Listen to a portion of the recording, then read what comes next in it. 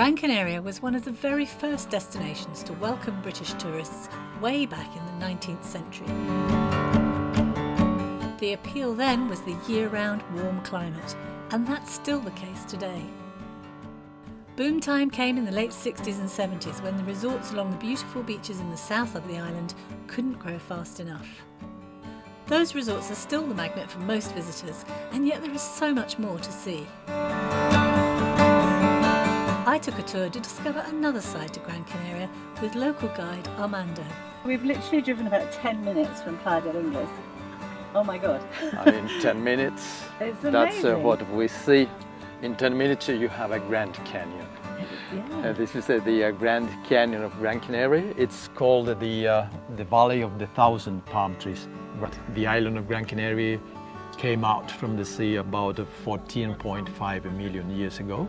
And well, then there was a process of eruptions. Yeah, so it was a layer of lava and another layer of lava, and another layer of lava that formed the island. The interior is volcanic, but by no means barren. We stopped to take a closer look. I'm not sure I would have noticed them all without a guide, but here we found avocado trees, pomegranates, figs and more. Here you see the prickly pears and you see those white spots. That's the cochineal. It's still used as a colorant for lipsticks, Campari, for coloring medicines, etc. And it is this bag here. It is like a bag, and look at what happens. This intensive red.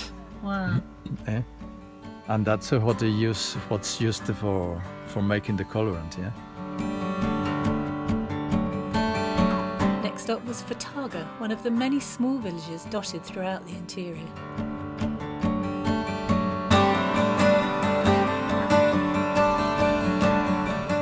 This is perfect cycling and walking territory.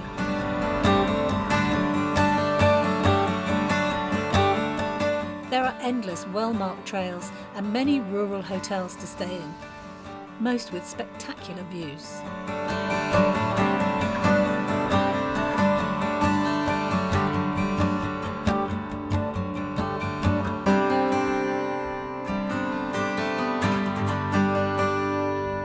The unique scenery in the very centre of the island is named the Petrified Storm, in reference to its violent and spectacular shapes.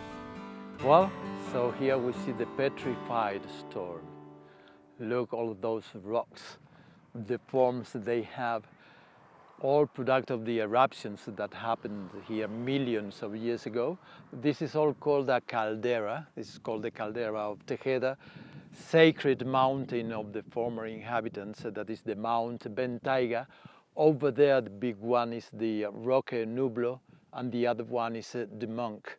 And this is the valley facing west of Gran Canaria. Yeah, on the other side is the place of La Aldea. This has to be one of the most impressive sites on the island, isn't Yes, it? yes, Yeah. I should say. Yeah. Yes. Heading further north, the landscape changes yet again. This is the part of the island facing north. Yeah, so the north gets much more humidity. In summer, well, we are in summer now, Yeah. and look at the landscape. And we've gone from the drama of the arid, dry, volcanic landscape to this amazing, And from- lush, yeah. fertile land. And from the Petrified Storm, that is a rather dry too. Yeah. My exploration of the island ended in Las Palmas, in the north of the island.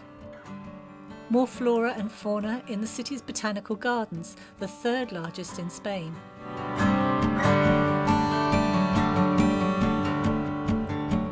Las Palmas is the most populated city in the whole of the Canaries and is steeped in history. As the last port of call for the Spanish colonisers heading out to the New World, their legacy remains, as do the deep and fascinating connections with today's Spanish-speaking world.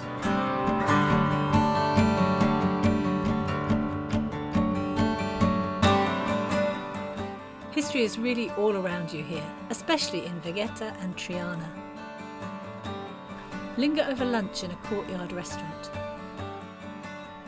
Explore the colourful markets where the island's exotic produce is proudly displayed. And maybe when you're done with walking, chill out on the city's Canteras beach. They call Gran Canaria a miniature continent. And as I found, there's so much more to see beyond the beaches. The contrasts of landscape, lifestyles and character within such a small island is truly staggering.